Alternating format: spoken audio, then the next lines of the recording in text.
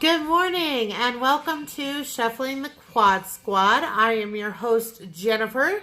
I am the mother to naturally conceived quadruplets. I am so very sorry. I did not tape a video last week. The cold that I had discussed the week before in my previous video turned into the flu. And then my husband caught said flu. And so it's just been kind of a whirlwind couple of weeks for our family right now, obviously. And on top of that, when I was 15, maybe 14, I was diagnosed with anxiety disorder. I have too much serotonin that releases in the brain, so it is a chemical imbalance, not circumstantial anxiety. And that anxiety has now turned into panic attacks for me. So I'm trying to live my best life, and it's not working out for me right now. But I'm trying really, really hard to follow up with my doctor, and we're trying to figure out why I'm suddenly having panic attacks and kind of what's going on there. There's been a lot of changes lately, and I don't do well with change in regards to my husband's position at work, which are good changes, but it's going to be a big change for the family and the family dynamic. And so I think that that might have something to do with it. We've had several doctor's appointments over the last couple of weeks. And so, I'm just trying to take it one day at a time right now.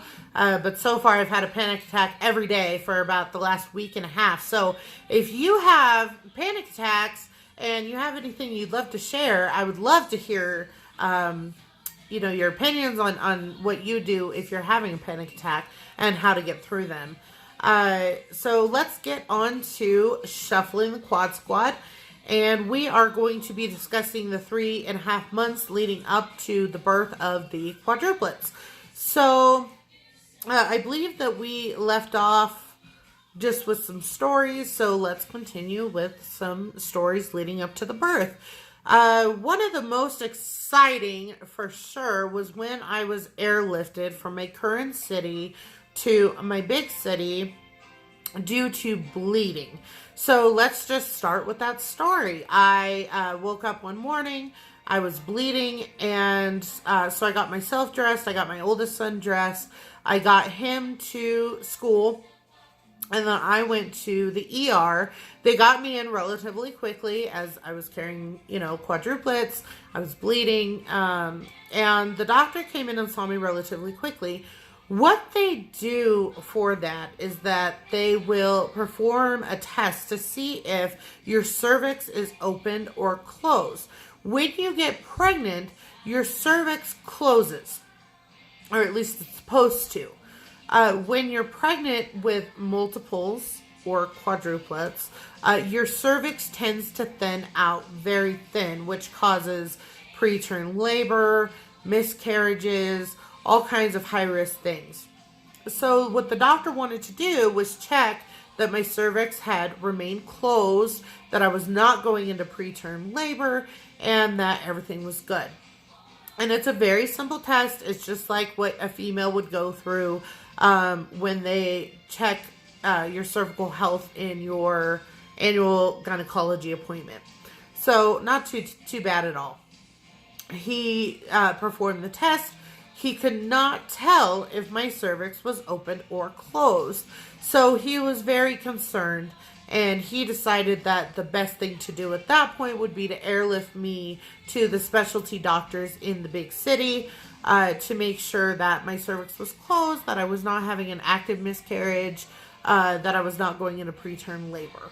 So we had decided, they gave me the option of a helicopter or an airplane, and they had decided that I would be very uncomfortable in the helicopter. It was kind of too small. My tummy was really big. I think at this point I was 5 months pregnant, and they said I would just be pretty uncomfortable in the helicopter, tight, closed quarters, and they felt that airlifting me by airplane would most likely be the best bet. And I said, okay, not a problem. You guys are the experts. However, I'll be comfortable. The problem with that is they wouldn't let me eat because they were concerned that once I got down to the big city that I might need to have surgery to remove these babies if I was having an active miscarriage. So they never allowed me to eat. So I had a really bad headache. I was pregnant with quadruplets. I was supposed to be eating like 12 meals a day, and I hadn't even eaten. And so I had, throbbing migraine pretty badly. I was nauseated. I just did not feel good. And the other thing is that I had to say goodbye to George. And in my head, I figured this was it. I was going to be admitted. The rest of my pregnancy was going to be in the hospital, and that they were going to monitor me in the hospital for the rest of my pregnancy. I had a feeling it was going to be very few and far between that I was going to be able to see George, so I wanted to say goodbye to him. And of course, this little guy, he's processing that, mom's pregnant with quadruplets. You were only supposed to have one. So it was difficult for him, too, to have to say goodbye to his mom. And that was a very, very difficult thing to do. But I kept my cool, and I gave him a huge hug and told him how much I loved him. And that, I hoped that I would see him soon, kind of a thing. And then Daniel was going to follow me in the car to the hospital in the big city. He was not allowed to ride on the airplane with me. So the other thing, too, is during that visit, I was bawling my eyes out because I thought that I was going to have to say goodbye to my family at that point, and that I was going to have to stay in the big city at that point, and that I wasn't going to be able to come home. I just didn't really know what was going on at that point. Well, a patient advocate named Amy, she was also kind of a friend to the family, had come and seen me to make sure that I was okay. And she had actually gotten involved with my 8-week miscarriage because they never did an ultrasound to make sure that I was truly having a miscarriage. And so she had actually been involved from my miscarriage that never did occur. And so she came to make sure that they were taking good care of me and that they'd done everything that, I felt that they needed to do. And I was impressed with the care at that point. They were getting me down to Phoenix. They checked my cervix, and she overheard a nurse, because I had been crying, say, well, what does she expect when you take fertility meds and you get pregnant with quadruplets? What does she expect to happen? Amy took care of that for me real quick. She let them know that you can never assume anything in patient care. You can never assume that I was on fertility meds. I was not. I have nothing but respect for women that have had to be on fertility meds. It just so happened that for me, these were natural. I have the utmost respect for women who have to take fertility meds to conceive a baby. Nothing but love. But she also didn't need to assume that I was on fertility meds. And she also shouldn't have downplayed that I was so upset that I was leaving my family, leaving my oldest son, and I didn't know what was going to happen next. So Amy took care of that nurse for me and let her know that I was not on fertility meds and that you should never assume anything in patient care. So they took me by ambulance to the airport and loaded me onto an airplane. Probably would have been a pretty neat experience, except for the fact that my head was pounding so badly. All I wanted to do was eat. I didn't feel good. And we landed in the big city, and I found out they were filming a movie on the tarmac of the big airport. And the nurse said that because of patient confidentiality, they couldn't see me. And of course, I'm a huge movie buff. I wanted to know what movie was this? Let me meet an actor. Let me get an autograph. I'm going through a very, sad experience. I want to know what movie it is. I want to know what actors are there. And they said no, due to HIPAA stuff, which is confidentiality of a patient. They had to cover me up with a blue tarp. So I don't know what actors were there. I don't know what movie they were filming at Sky Harbor International Airport. But they probably thought they were seeing a dead body, because they covered me up with a blue sheet and had to wheel me to the ambulance to get me to the hospital that I was being transported to. And those poor people probably thought that they were seeing a dead body when all they were trying to do was film a movie. Man, I would like to know what movie that was and what actors were staring at my fake dead body.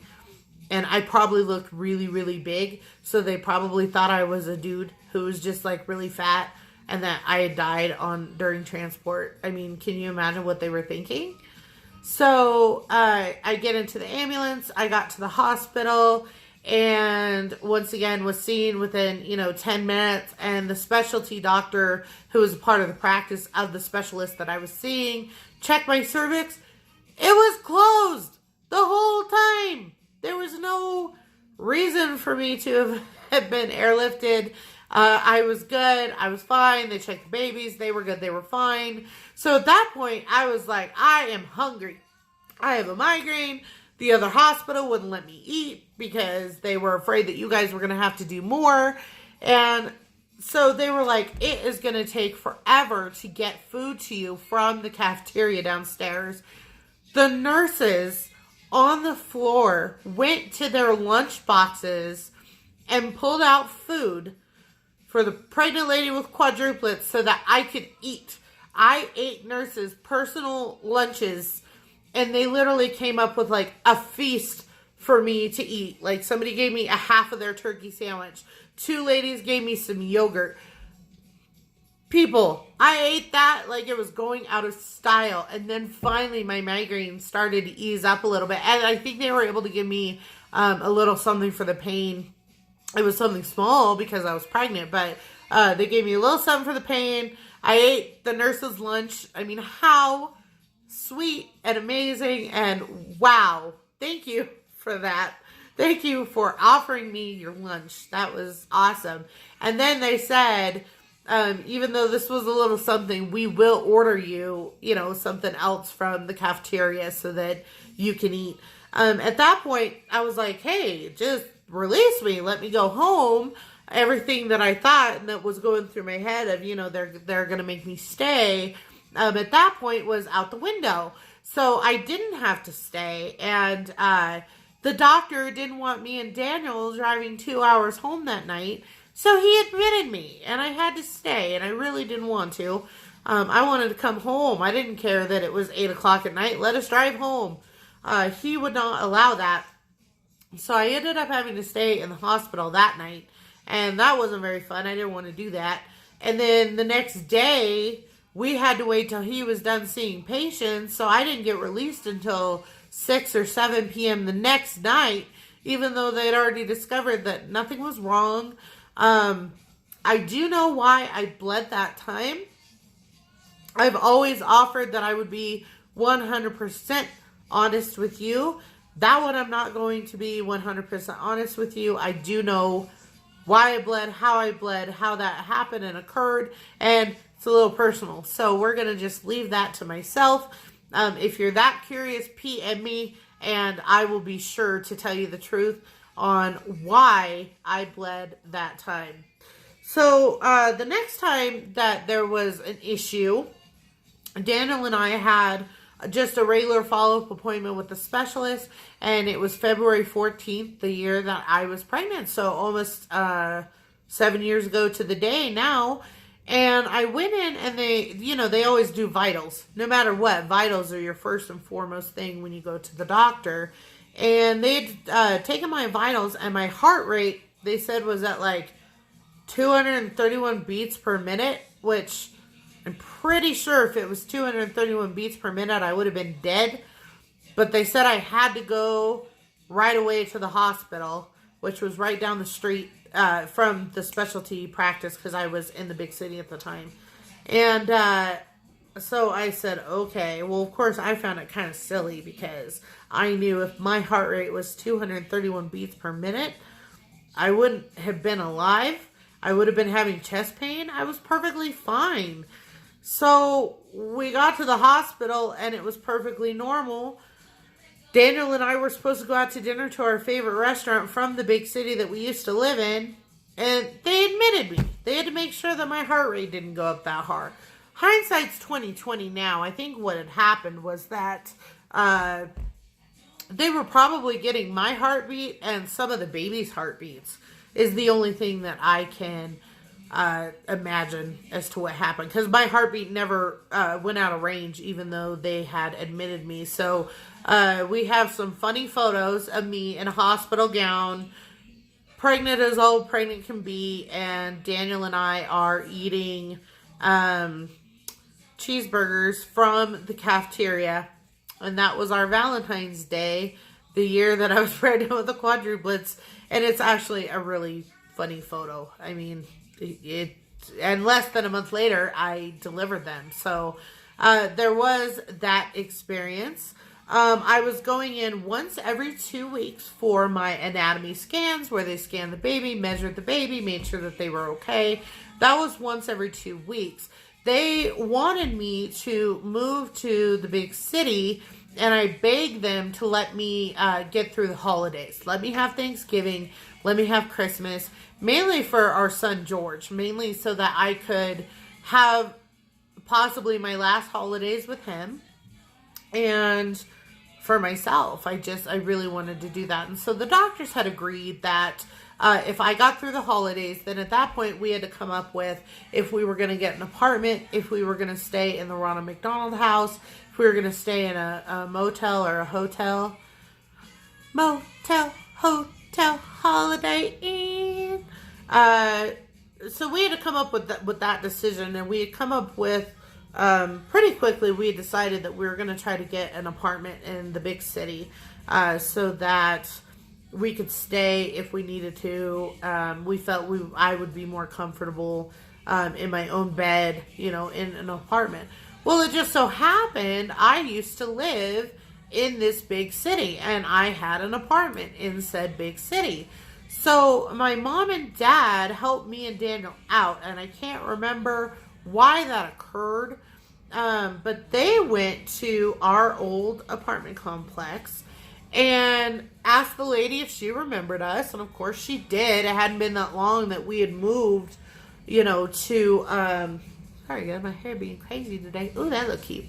So, she went to our old apartment complex, and the lady, of course, the manager did remember us. She was willing to do a 3-month lease for us.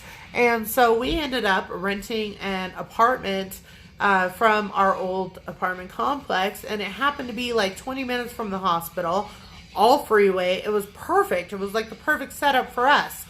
The only thing I didn't like is that it was upstairs, which was not fun, being big and pregnant and walking up and down steps. And then once they came, it really wasn't fun walking up and down those steps with the car seats kind of a situation. So we got through the holidays. I was really happy that I got through the holidays. Then I started to drag my feet, and I don't know why I dragged my feet so badly. Daniel and my mom were just begging me, you gotta go. You gotta get down to the big city for your appointments. And I wasn't very nice about it. I was almost like a rebellious teenager. I didn't want to go. Looking back at it now, I almost wonder if I was a rebellious teenager and I didn't want to go simply for the fact that it made it too real. It made it where this whole life was real. This birth was real. The fact that I was pregnant with quadruplets was real. And being able to be home in our city made me happy. And if I moved, it just made it too real that I was having quadruplets, and that our lives were going to change, and that things were going to be so different, So I was really a rebellious teenager. What had happened was the thing with the heart happened on February 14th, and they said that my heart rate, was just through the roof, which was never confirmed. And then there was a huge snowstorm coming into our current city. And I knew that, everybody knew that if there was an issue during those 3 days that this huge storm was going to hit, that I wasn't going to be able to make it down the hill. I had the potential to really have problems if I couldn't get out of our current city because of a snowstorm.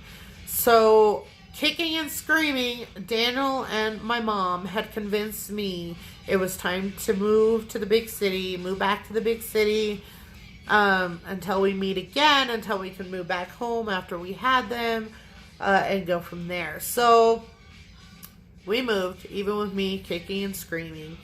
And that was the best thing we could have done, because we moved on February 18th.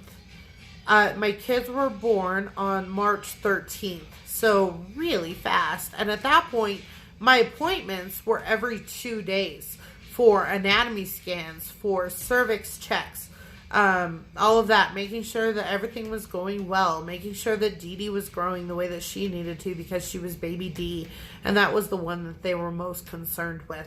Plus, they were almost positive that I was going to go at 28 weeks. I think I've mentioned that before, and I pretty much moved when I was 28 weeks pregnant.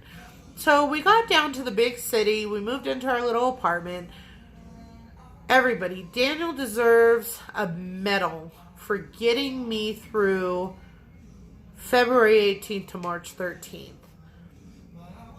He deserves all the credit in the world for that. He made it where I pretty much laid in bed, but I didn't know that I was just stuck in bed.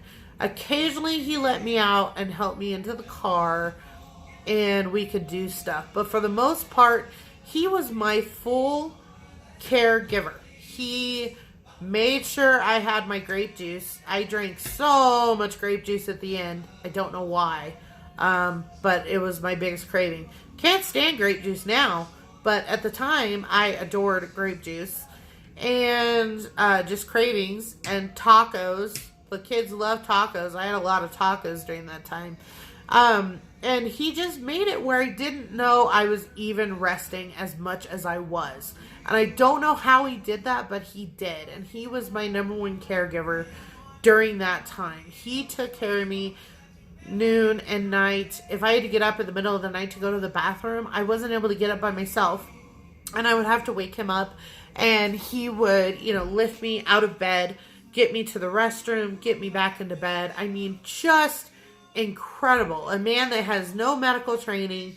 He was just a good husband. And he deserves all of the praise in the world for that 2 weeks that he was taking me to doctor's appointments. He was making sure I had everything I needed. And he made it where I wasn't bored. The only weird thing is that he loves the Hellraiser movies, and he made me watch those for those 2 weeks, but there's like 7 of them, and they were entertaining enough that I didn't notice that I was just lying in bed watching these movies. But I'm a little surprised I didn't go into labor due to fear, because some of those movies are scary, but I find it really, really funny that we watched those when I was pregnant. We watched so many different movies. My brother gave me a few that we could watch that were on Netflix.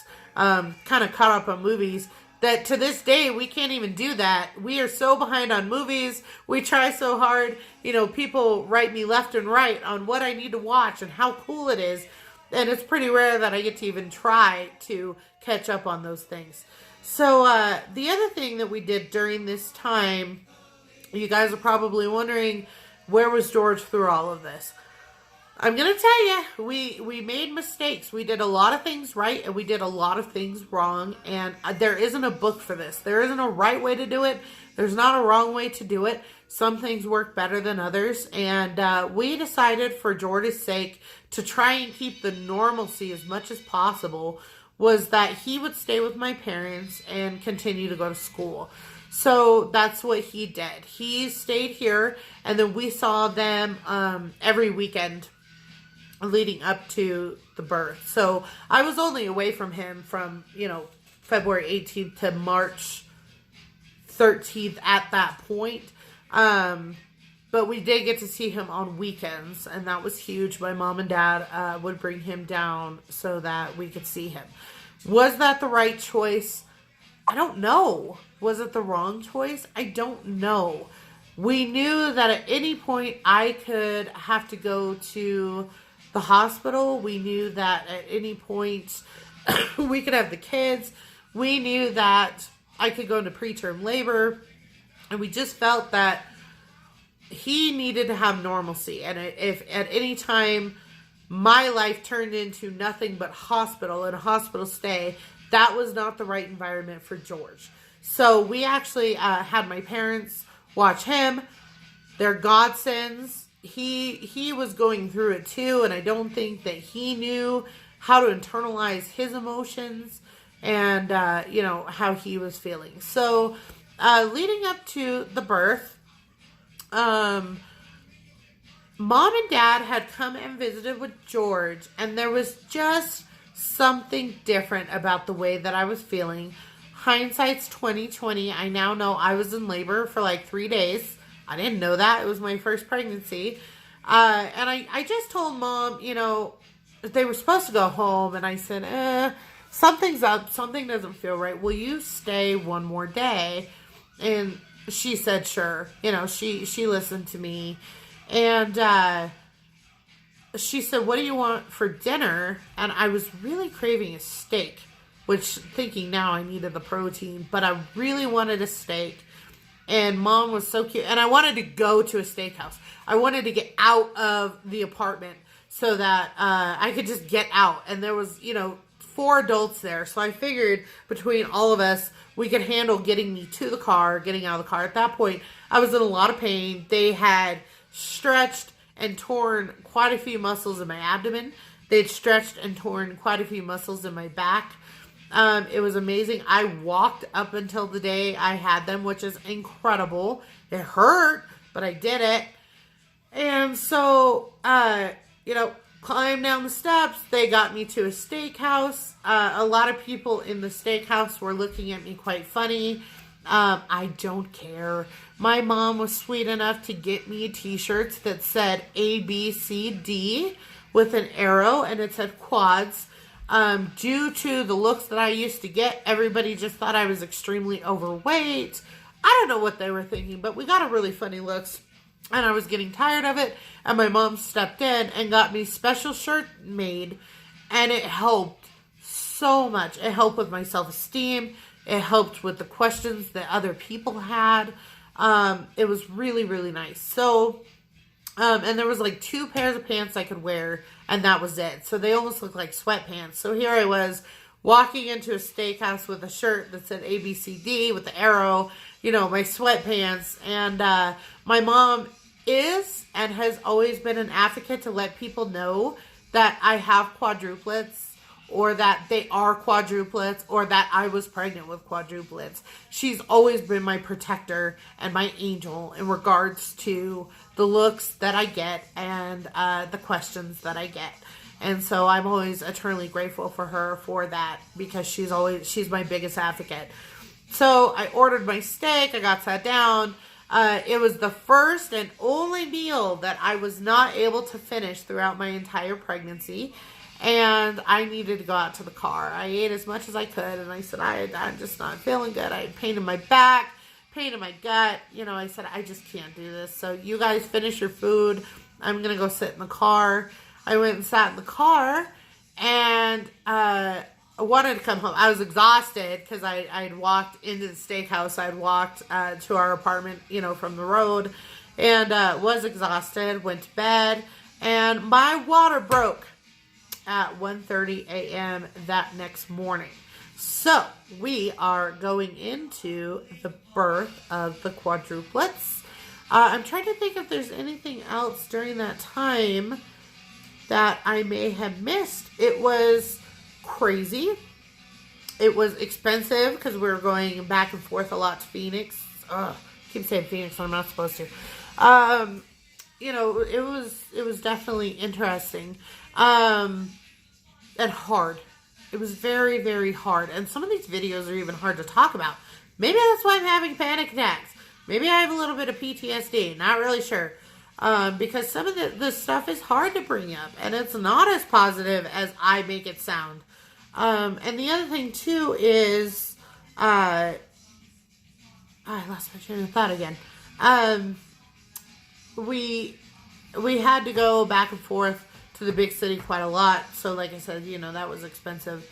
And then the other thing, there is a fun part to this, and that was naming them. So we had always known that baby A was going to have that name. We had already named her when she was by herself.